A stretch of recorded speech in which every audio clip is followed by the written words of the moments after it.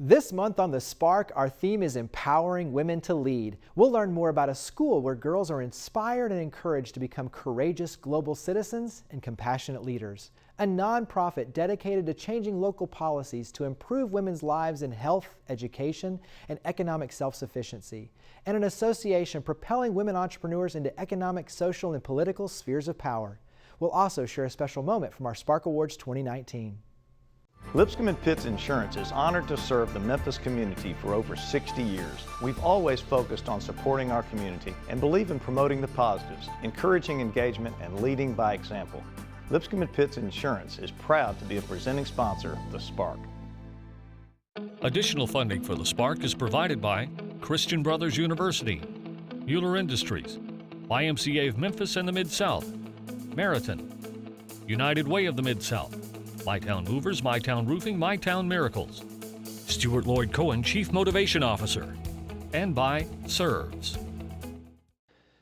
Ever been excited by a new idea? Inspired by watching someone lead by example? When we talk about creating change, we start by sharing the stories of everyday heroes making a difference in their own way so we can learn and do the same.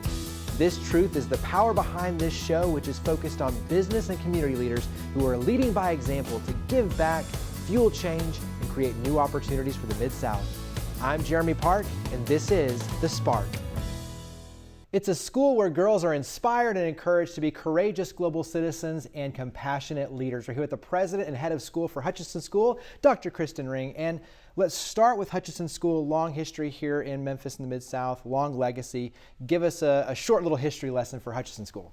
Sure. We opened in 1902 as Miss Hutchinson School for Women. The school has had an incredible evolution over time, but throughout history we have produced strong, competent, intelligent women who are able to lead in whatever field they should choose. And so walk us through, because obviously you've got the academics, but it goes way beyond academics, and you've got the sports, but there's leadership components. There's a lot that goes into this. So how would you describe the experience? So leadership is a keystone of the school, and that begins at age 2 and takes us all the way through 18-year-olds. So we know that leaders are not born or lucky, that they're developed, and it's key that we weave that into everything we do at the school. Walk us through kind of how that works, the evolution of the leadership throughout the experience. Sure. So part of leadership is the conversation. So always tuning girls into the fact that the little things we do in life every day can be leadership examples. Integrity itself is a leadership trait. And we want girls to realize that they need to hone those skills throughout that experience. So with our youngest students, it might be something as simple as being a line leader or giving a book talk in front of the entire class, developing those skills where you feel comfortable talking in front of a group. But also grappling with age-appropriate challenging issues. So how do we talk about friendship issues? How are you not a bystander in watching a challenging, complex friendship issue roll out? But we have those conversations throughout. And then as girls age and get older, we are making sure that we're exposing them to real-world leaders, that we are putting strong women in front of them live or via Skype through our alumni base, et cetera, and throughout leaders throughout Memphis. So they are hearing about women who are leading in a wide array of fields and have perhaps had easy journeys or really difficult journeys. We want our girls to understand that it looks different for everybody. And then they get to work on challenging problems and issues throughout Memphis. So we say, okay, here's an issue, let's grapple with it as a team. Collaborative skills are really important.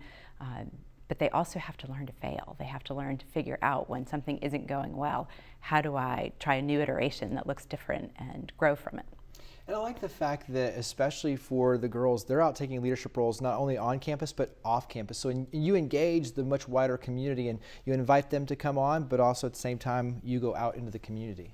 Absolutely. So we know that a rigorous classroom experience is important in the education component, but that's hardly enough right now for leaders in the world. So we are sure to put the girls in internships, shadow experiences, fellowships, match them with mentors, internal and external, to make sure that they are seeing fields that are interesting or fields that are brand new to them, and having real conversations with those leaders to learn about what that everyday world looks like for those folks.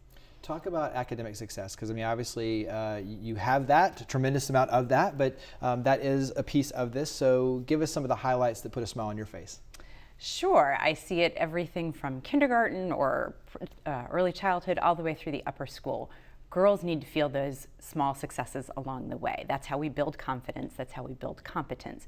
We know that the classroom is key, that they have to learn from the past to understand the future, that they have to see success and build. We always say you can't think outside of the box if you don't have a box. So we have to know that they have those strong academic skills. They have to know how to learn, because they'll never know all the knowledge that is out there. The internet, has proven that they're inundated with knowledge every day, but they have to know how to access it and use it. So we talk to our girls about the importance of being a great learner, and that never ends. That's a lifelong skill.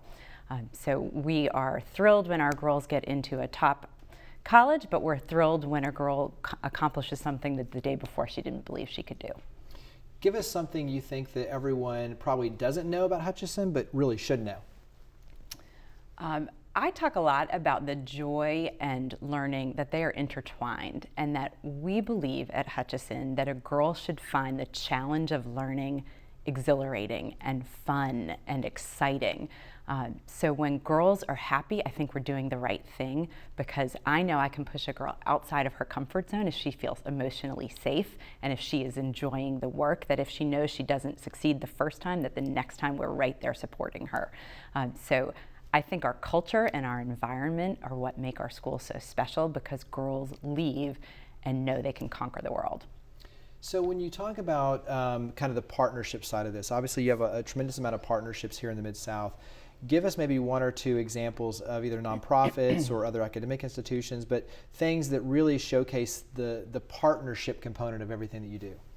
So we are blessed to have Tracy Ford on our staff, who is our community engagement director. And so it's hard to limit it to one, because we have hundreds of partnerships. The key to the partnerships for us are thinking about individual girls. So where can we plug a girl in that she will get the best possible experience and learn the most in a field that she's particularly interested in? So it might be MIFA, for example. So we might want someone working on logistics for MIFA and solving a real problem for them.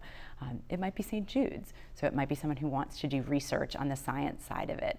So really, we don't limit ourselves. We kind of look at the array of girls in front of us and think, where can we plug them in? And what's good for Memphis? Absolutely. So how can we help? So, I mean, obviously knowing who you are, what you do, the difference, the experience, what's one other way we can help? So we're always looking for external mentors for our girls. Who can we match them up to learn from? So anyone who is interested in talking with a student or showing that particular student a side of the business that they might not otherwise see, we welcome. Trey Wilson is our head of signature programs. He is always looking to connect with folks in Memphis to make sure that our girls are exposed to everything. And then the last question is, how do we get in touch? Website, social media, where do we go? Absolutely. So the website is great. Everybody's contact information is at hutchinsonschool.org. But we also invite visitors. We would love to have people set up visits to make sure they come and see our school and know the hidden gem that we are. Well, Dr. Ring, thank you for all you do, for coming on the show. Greatly appreciate it. Thanks for having me.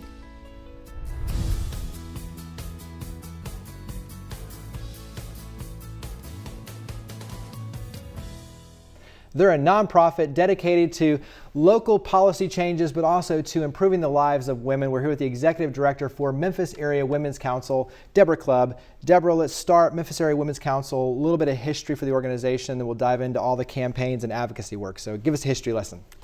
2003, 2004, the census from 2000 showed that local women were really lagging behind in all kinds of areas, including wages, including their safety, including their education, including their voting.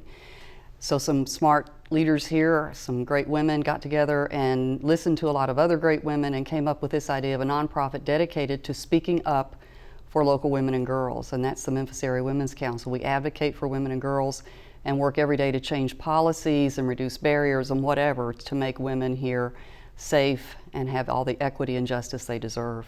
And you've had some big successes, and so walk us through some of the highlights so far, and you have a lot on your plate right now, so give us a couple of the big things that have been successes and opportunities for advancement. Well, I think one of our best successes is within the whole area of gender violence and the work we've done around making our community much more aware and concerned about and willing to help with gender violence. We have a tremendous problem here with domestic violence, with intimate partner violence, It affects teenagers as soon as dating starts, all the way up through our older women. So the work we do with the Memphis Says No More campaign to make the whole community aware of these issues, change some attitudes, change some behaviors, we hope, engage men in that work. That's been, I think, a very fruitful and productive piece of our work. And then we are the home of the Women of Achievement program, which is actually now 36 years old.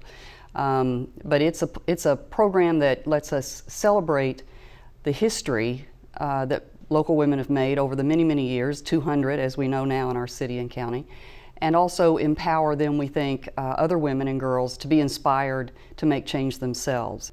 So describe the workshops that you put on, thousands already impacted, so dive in there. The truth is that domestic violence follows people to work. Anybody can be experiencing this terrible relationship violence. So our training program, Victims at Home, Violence at Work, addresses the issue of what employers can know to do to recognize when someone is having violence at home and how they can bring resources to the attention of that person without judgment and, please, most of all, not making her risk her job. You've mentioned Memphis Says No More, but give us a little bit more of a description on that. Memphis Says No More is a partnership with the Sexual Assault Kit Task Force, which was formed in 2013 by Mayor Wharton, a multi-agency task force to deal with the stored rape kits that were going to be worked on in Memphis. We also thought it would be a good time to come into Memphis with a messaging campaign, with an awareness campaign aimed at preventing this kind of gender violence, rape, domestic violence, stalking, sexual harassment. So it happened that about a year before that, Mariska Hargitay and the folks that she worked with in her Joyful Heart Foundation had created No More on a national level, and we localized that with their help. It is faces of local leaders, and now we've got a set that involves teenagers saying no more of the kinds of excuses and demeaning attitudes toward those who have been hurt in this way, but instead, how can we all be equipped to help? And give us a little teaser on Walk a Mile in Her Shoes. That is our event that lets men be engaged in literally walking, if they're brave enough, walking in women's high heels for a mile with the signs that declare their determination to help end this violence. And it's been really tremendous. This past fall we had 280 some people, and it included, Jeremy, athletes and fraternity members. And we've really felt victorious that we were really getting traction with, getting traction with the college age crowd, which is a very at-risk group for this kind of violence, especially as we know the campus sexual assault issue, where we're all trying to help them understand what consent is and how to talk this through and look out for each other more.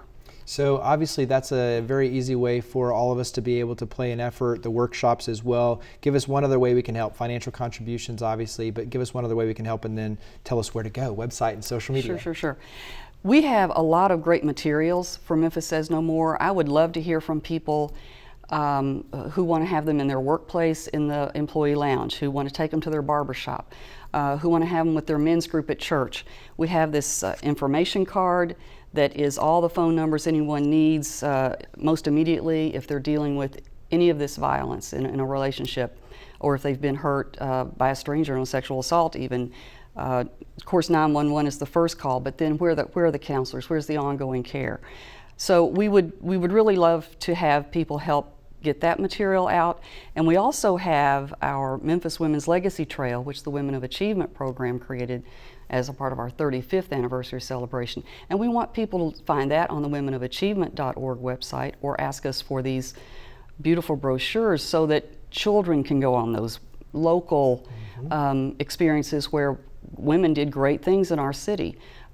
So we have things that people can contact us for to help spread this message of safety and justice for women, and then the great history of women in our community as well. And where do we go? What's the website?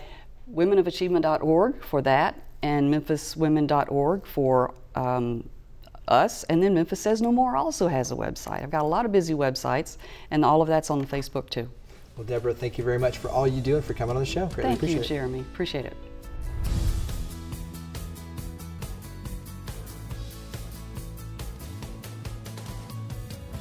The Spark Awards annually recognize and celebrate individuals and organizations that have made outstanding contributions to the community. This year's recipient of the Educator Award was Mary Riddle, Director of Environmental Education and Sustainability at Hutchinson School.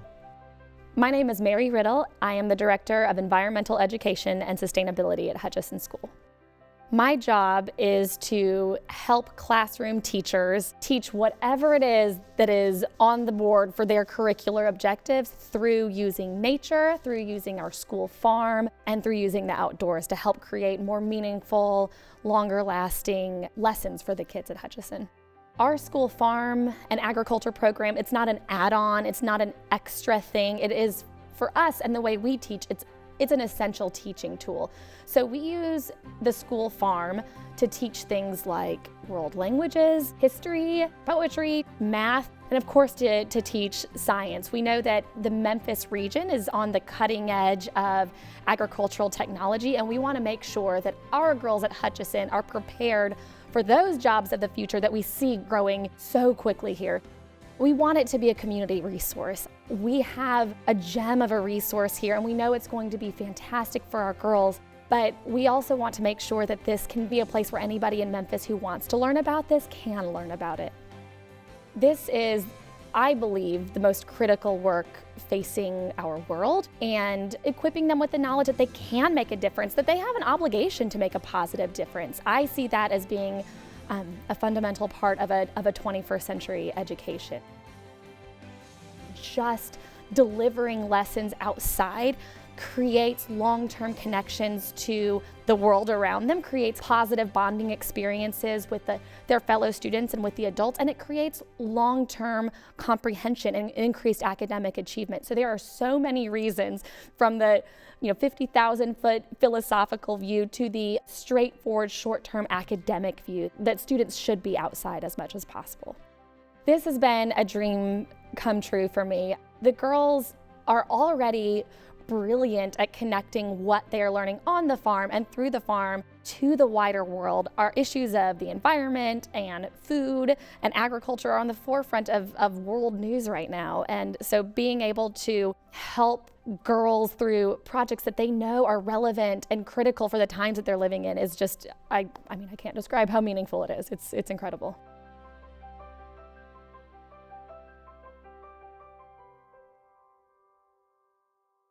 They're an association helping to propel women entrepreneurs. I'm here with the president of NAWBO Memphis, Stacy McCall. Let's start with NAWBO acronym. What does NAWBO stand for? Let's start with the basics.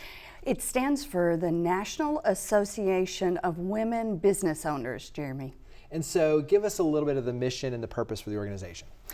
NAWBO is trying to propel women into socioeconomic and political spheres of influence in their local market, and then they have a national reach also.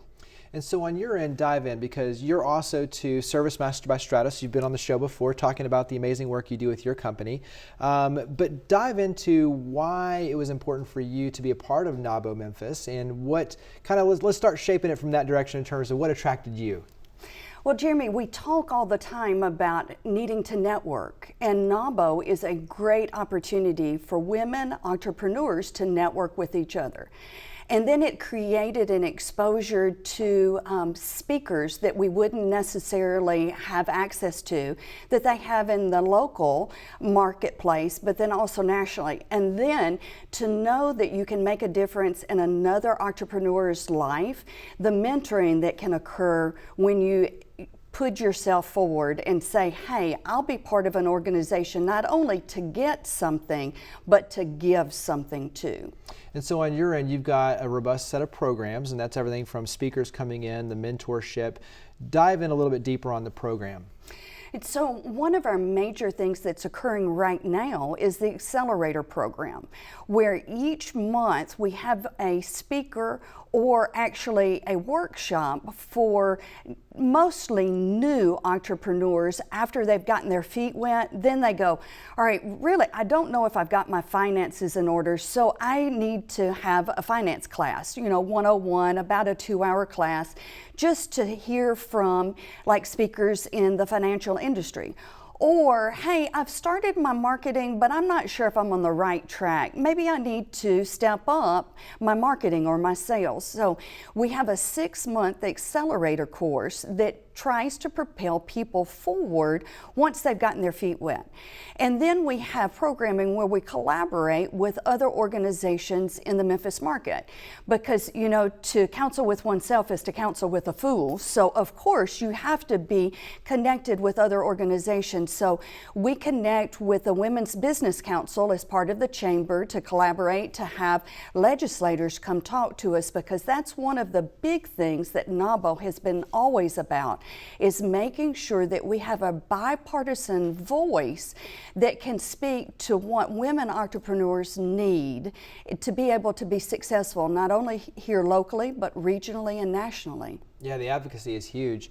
What's something that you specifically have gotten out of NAWBO Memphis? So give us kind of your personal vantage point on some of the value that you've received. Jeremy, I would say the networking, because, it's really different at times. A female entrepreneur, business owner, has some hurdles that not necessarily are addressed really in your other business, because I'm involved in a lot of organizations, but you really get to deep dive and say, all right, so this is how I felt, or this was the struggle that I had, and be able to talk on a more one-on-one basis or in a small group. And so I've really appreciated that in NAWBO. And then to be able to connect with the Carolyn Hardys and those other women entrepreneurs that have blazed the trail, and say, how did you overcome this obstacle? And be able to have it on really a personal level has been very fulfilling for me. Well, and I think to your point, having the safe space where you can have those conversations in confidence, but to know that, hey, they've walked in those same shoes, they've emotionally had to deal with certain things that I'm now dealing with, so I can turn to them and be very honest, and at the same time too have that support network to lean on, both forward and behind. So in other words, you're learning, but also paying it forward for others, and I think that's a very unique opportunity to help not only you specifically, but our community as a whole. Yes, I agree totally, because NAWBO Memphis is made up a large range of sizes of businesses too. You have solo entrepreneurs, all up to over $10 million businesses that are part of it. So the exposure that you have being part of NAWBO, there are a lot of experiences that can be shared and learned. What on your end in terms of, what would you recommend for other women who say, hey, I want to be a part of this? How does that process start? Jeremy, we have a website, nawbomemphis.org, that'll tell you more about the local chapter, but we also have ongoing monthly meetings, and that would be a great introduction to see who we are, get a feel for the topics that we discuss, and then meet some of the NAWBO members and see if you feel comfortable and then like what you are seeing and hearing. So I would encourage individuals to look at our website and see the events that are going on, and then actually come to one of our events. We have the luncheons that happen during the month, but then we also are driving night activities. So if you were restricted and you couldn't come during the day, we should have a nighttime event that you would be able to plug into also. Give us a favorite either quote or bit of advice for a woman entrepreneur. So you've got a woman who wants to start a business. What advice would you give them? You have permission to have a seat at the table, and you can never ask enough questions. Nice. Those are two good ones. All right. So you mentioned it before, but website, social media, where do we go to learn more and to start taking those steps? Go to nawbomemphis.org, Jeremy, and you will be able to find out so much about our chapter. Well, Stacy McCall, president of NAWBO Memphis, but also to Service Master by Stratos, thank you for all you do in the community, and thank you for coming on the show. Thank you very much, Jeremy.